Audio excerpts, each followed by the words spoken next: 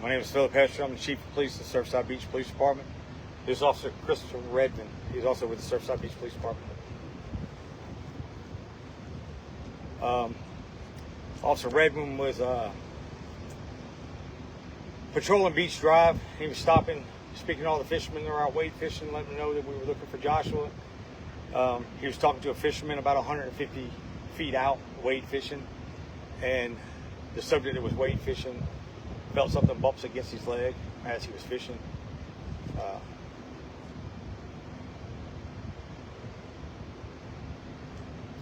Officer Redmond removed all his gear, his duty belt and his boots, and he entered the water and he swam out to 150 yards and he found Joshua floating at 150 yards. Officer Redmond then pulled him into the shore, and to keep him from moving again, he went in and lifted him out of the rocks and brought him up and placed him on Beach Drive. It's right in the 300 block of Beach Drive here in Surfside. Family been notified yet, Chief? Yes, sir. Father had just left, so he's back in Houston cleaning up. I don't like doing phone notifications, but I didn't want him getting this secondhand through the media or people talking. I mean, it's going to go all over everywhere. So I called him. We had about a 10-minute conversation before we did anything. I didn't contact the judge. I didn't do anything until I sat down and I spoke to Peter, his father. From where he was initially reported missing to where he was found, how far do you estimate that to be? I would say about a half a mile, 3/4 of a mile west of where he went in. So relatively close to where we found the shorts. A little bit east of the shorts. So we're talking about almost 48 hours of searching? So 5:30 p.m. on Sunday. So we're looking a little more. So almost 3 days in the water. You mentioned to me earlier, Chief, when we were talking, that this was important to you to bring some sort of closure to the family. Talk to us about being able to do so in that conversation with Dad. Like I said earlier, every morning coming into work, when I get to stop at the bridge, I kind of look up at the community and try to remember that this is my responsibility. Me and my guys are responsible for the safety of this community, and I'm lucky to have a great group of guys that share my vision. And they all got in behind me, and they've spent countless hours because we made a promise. And we hate that Joshua perished, but we made a commitment to the Father that we were going to find him. A lot of my guys have put in time off duty, took time away from their family to come out here because we made a promise, and they want to help me keep the promise. So that's exactly what we did. Everyone in my apartment's a father or a mother. We made a commitment and we held true to it. So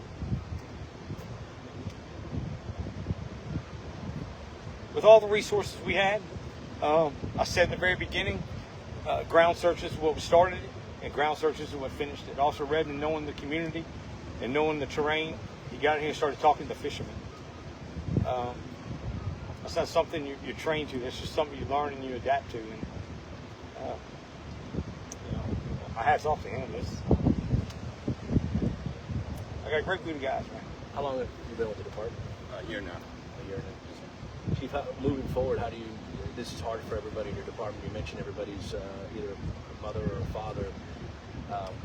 This isn't easy, that kind of discovery. How do you go forward, making sure your officers are okay? So as soon as we're done here, I'll go back to the office and I'll start contacting some of our counselors that we have. We have some counselors that are on board that I can call, so they all have to change an opportunity to talk to them. For me, it's not really an option. Everyone that's involved in this case will have to speak to somebody. We try to bottle everything up. We're police officers. We see so much stuff that we try to just hold it all in. I know myself that I've been through some struggles that I just didn't want to let out the vulnerability, and I'm past that now. In order for me to be a good chief, I have to let go of some of that. And so I have to look out for these guys. The guy right here is,